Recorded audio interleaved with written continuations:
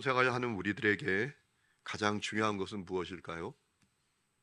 오늘 우리가 읽은 시편 5장이 우리에게 알려주고 있습니다.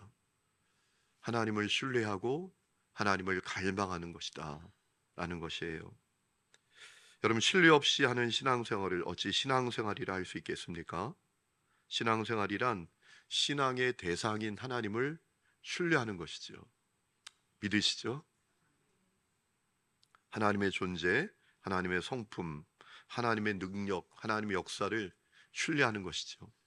하나님 살아계신다. 지금 살아계신다. 그분은 좋은 분이시고 정의의 하나님이시고 권세와 능력이 있으시다.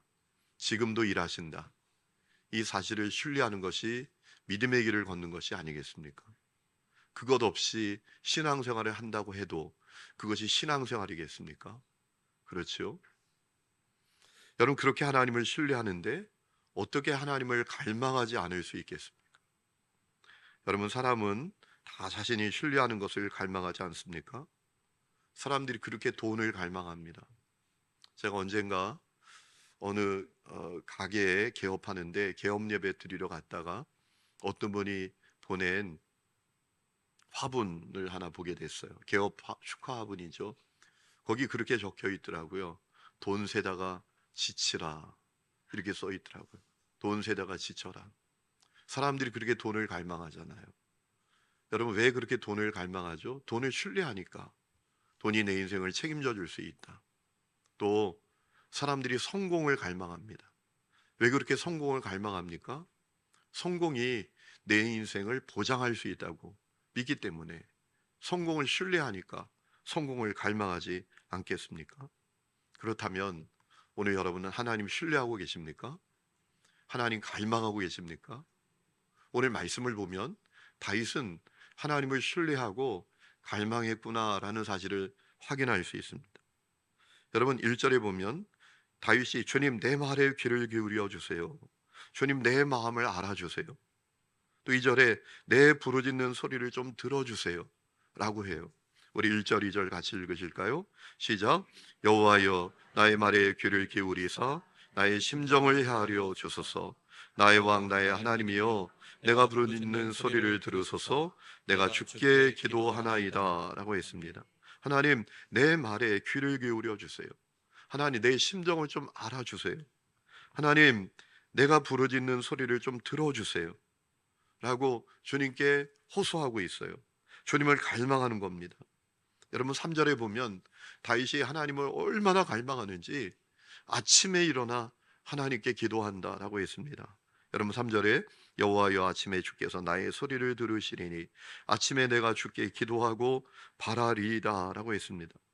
여기서 아침이라는 단어는 히브리어 원문을 보면 보케르라는 단어인데 새벽을 뜻합니다. 새벽에 내가 새벽에 일어나 하나님께 기도한다라는 겁니다.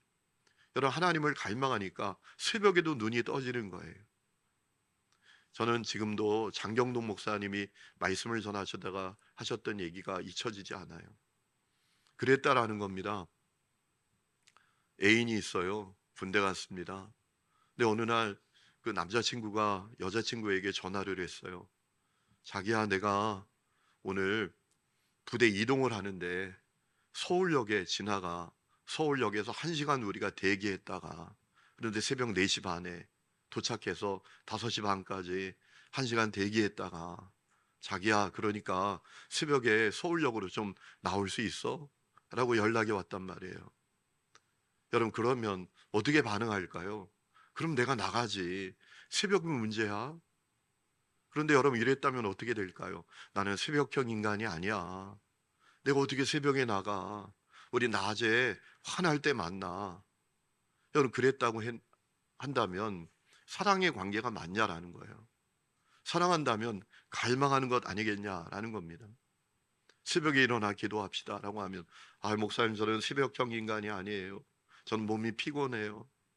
저는 잠이 많아요. 하나님을 갈망하는 건 맞냐라는 거예요.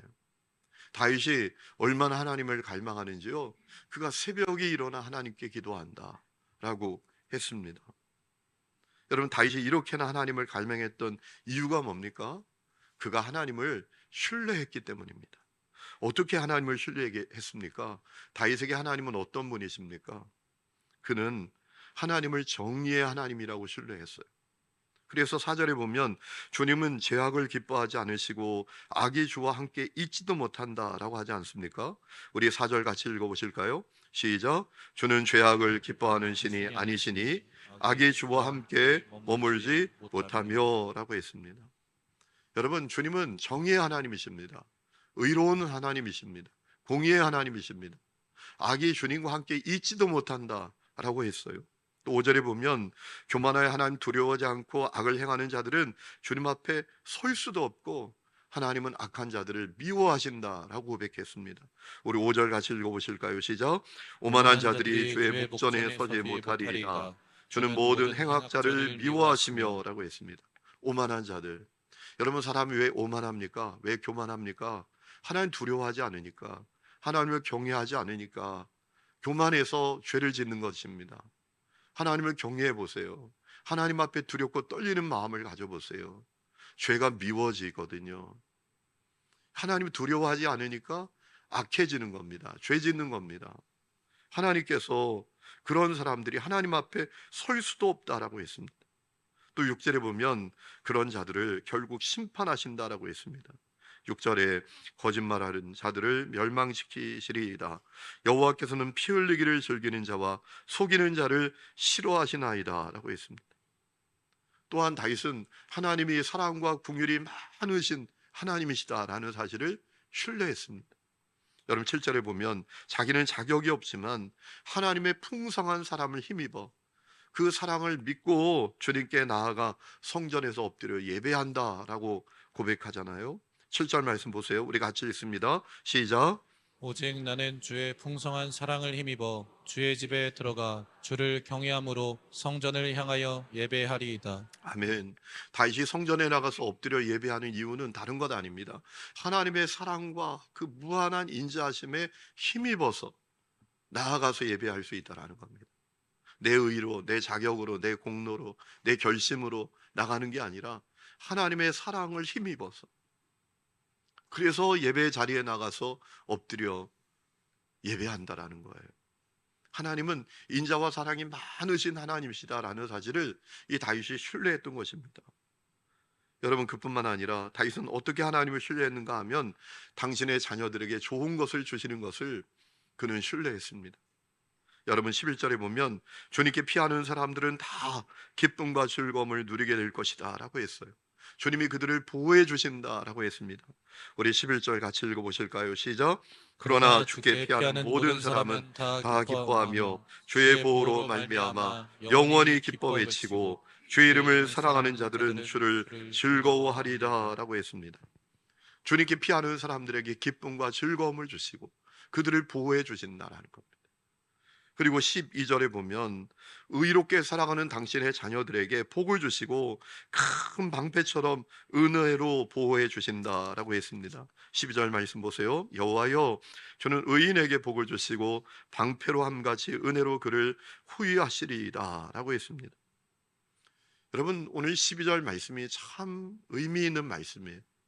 다윗은 말이죠, 아주 분명한 사실을 고백합니다. 하나님께서 당신의 자녀들을 은혜로 보호해 주신다라는 겁니다. 당신의 자녀들을 은혜로 보호해 주신다. 이 말씀 놓치지 말아야 합니다. 사람이 하나님의 보호를 받는 것은 어떤 자격, 공로, 조건 때문이 아니라 은혜로 보호를 받는다라는 것입니다. 여러분, 12절 말씀을 보니까 바울이 의미가 상반되는 내용을 같이 쓰고 있습니다. 여러분, 12절에 이런 표현이 나오잖아요. 의인에게 복을 주시고 여호와여, 주는 의인에게 복을 주시고 라는 표현이 나옵니다. 그리고 이어서 방패로 함같이 은혜로 그들을 호위하신다라고 했어요. 여러분, 의로운 자에게 복을 주시는 것은 당연한 거 아니에요. 우리가 다 납득할 수 있는 것입니다. 그럼 그렇지, 의인이 복을 받아야지, 의롭게 행하는 사람이 복을 받아야지, 악인이 복을 받으면 안 되잖아. 이것은 우리가 다 이해하고 다 납득하고 받아들일 수 있는 말씀 아닙니까? 그런데 여러분, 문제가 있습니다. 세상에 온전히 의로운 자가 어디 있어요? 세상에 온전히 정직하고 온전히 올곧고 온전히 의로운 자가 어디 있습니까? 세상에 흠도 없고 점도 없는 인생이 어디 있습니까? 그렇지 않잖아요. 다 거기서 거기잖아요. 여러분, 세상에는 두 종류의 죄인이 있는 거 아시죠? 들킨 죄인과 안 들킨 죄인. 다 부족해요. 다 모자라요. 다 죄인이에요. 하나님께서 의인에게 복을 주신대요. 그런데 세상에 의인이 어디 있습니까? 세상에 흠 없고 점 없는 인생이 어디 있습니까? 다 죄인이죠.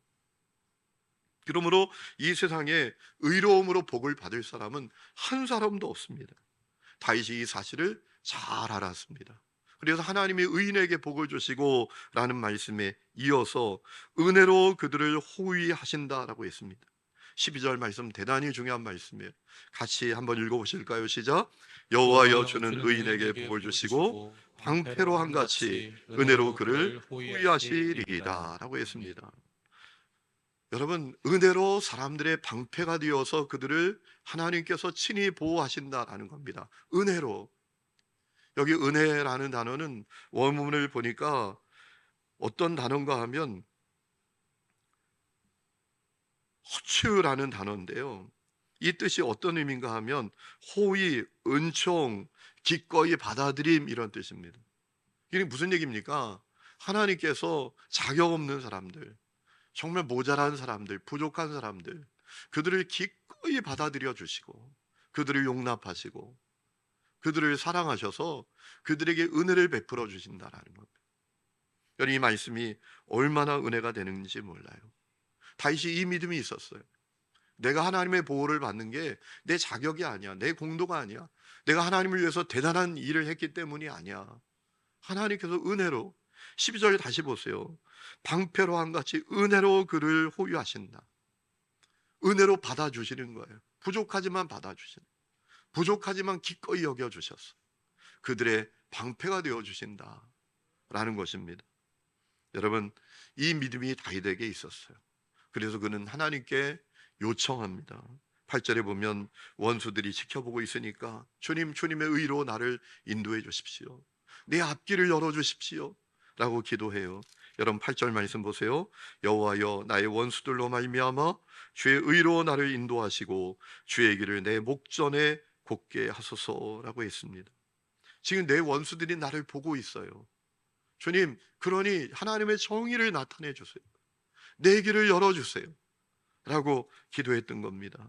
또 9절에 보면 존재 자체가 거짓이고 사기인 그들 벌해주시고 10절에 보면 그들을 쫓아내달라고 기도하고 있어요.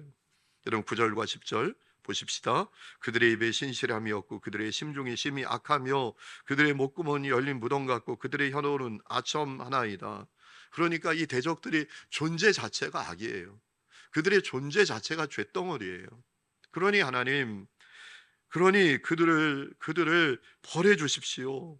11절에 10절에 보면 하나님이여 그들을 정죄하사 자기 꾀에 빠지게 하시고 그 많은 허물로 말미암아 그들을 쫓아내소서 그들이 주를 배역합니다 라고 했어요. 여러분, 이 말씀을 통해서 우리가 대단히 중요한 사실을 오늘 시편 5장을 통해서 깨닫게 됩니다. 여러분, 우리가 하나님 앞에 나갈 때 하나님 앞에 나가서 하나님을 찾고 구하고 하나님을 갈망하는 것을 가로막는 장벽이 있습니다. 그 장벽은 누가 만든 장벽이 아니라 내 스스로 만든 장벽이에요. 그 장벽은 어떤 장벽이죠? 자격지심이라는 장벽이에요. 나 같은 주제에 나 같은 사람이, 여러분, 이런 마음 때문에 하나님 앞에 나아가서 하나님, 저를 좀 불쌍히 여겨주세요. 나를 도와주세요. 하나님, 나를 좀 도와주세요. 내 길을 열어주세요. 하나님, 나에게 좀 은혜를 베풀어 주세요. 이 고백을 하는 것이 어려운 사람들이 있습니다. 자격지심이 있어요. 나 같은 사람이 무슨 기도야? 나 같은 사람이 무슨 하나님을 찾아? 나 같은 사람이 무슨 하나님의 은혜를 구해? 이런 장벽이 우리 저 마음의 내면에 한 언저리에 자리 잡고 있어요. 그래서 하나님을 구하지 않아요. 하나님을 구한다고 해도 전심 다해서 구하지 않아요. 여러분, 그런 모습이 우리에게 있어요. 여러분, 그런데 기억해야 합니다. 하나님께서 우리에게 복을 주시고 우리를 보호해 주시고 우리에게 은혜를 베풀어 주신 이유는 우리가 온전히 의롭고 흠없고 점이 없어서가 아니라 우리에게 은혜를 베풀어 주시기 때문입니다. 우리가 부족하지만 모자라지만 우리를 기꺼이 여겨주시고 우리가 주님께 구할 때 우리의 기도를 들으시고 우리를 도우시고 우리를 보호하시고 승리를 주실 줄로 믿습니다. 여러분, 여러분의 자녀들을 한번 생각해 보세요. 여러분의 자녀들이 얼마나 부족합니까? 얼마나 모자랍니까? 보탬이 안 될 때가 많잖아요. 아니, 골칫 덩어리일 때도 많지 않습니까? 여러분, 그런데 그 자녀들 왜 도와주죠? 그 자녀들이 여러분에게 끊임없이 요청하잖아요. 뭐 달라고, 뭐 해달라고. 여러분 요청하지 않습니까? 그런데 그때마다 너가 나한테 뭐 맡겨놨니? 이러면서도 계속 도와주시잖아요. 왜 그래요? 사랑하니까. 은혜를 베풀어 주는 대상이니까. 그 자녀가 부족하고 못나고 좀 모자라도 그 자녀에게 끊임없이 은혜를 베풀어 주시는 것이 부모의 모습 아니겠습니까? 우리를 향한 하나님의 마음도 똑같지 않습니까? 마태복음 7장에 예수님께서 말씀하셨어요. 누가 자녀가 떡을 달라 하는데 뱀을 줄 부모가 있냐? 돌을 줄 부모가 있냐? 생선을 달라고 하는데 뱀을 줄 부모가 어디 있느냐? 하물며 악한 자라도 자식에게 좋은 것을 줄 줄 알거든 하물며 하나님 아버지께서 너희에게 좋은 것을 주시지 않겠느냐? 라고 하시지 않았습니까? 그러므로 여러분 우리가 하나님을 신뢰하고 갈망해야 할 줄로 믿습니다. 하나님의 존재와 성품과 능력과 역사를 신뢰하고 목마른 사슴이 시냇물을 찾는 것처럼 하나님을 신뢰하고 갈망하는 은혜가 여러분 가운데 있기를 축원합니다. 밤이나 낮이나 하나님 갈망하십시오. 비가 오는 날이나 폭풍과 몰아는 치는 날이나 날씨가 화창한 날이나 변함없이 하나님을 갈망하시기를 축복합니다. 오늘 이 밤에 여러분 우리 이부영 권사님 그 생명을 위해서 기도하지는 우리가 못하게 되었지만 이제 그 가정을 위해서 기도해 주셔야 돼요. 그 가족들이 이 고난의 터널을 빠져나가야 되는데 이 고난의 터널 한가운데에서도 하나님을 신뢰하고 갈망하는 가정이 될 수 있도록 기도하는 그런 성도들이 되시기를 축원합니다. 믿음의 길을 걸으면서 가장 중요한 것은 다른 것 아닙니다.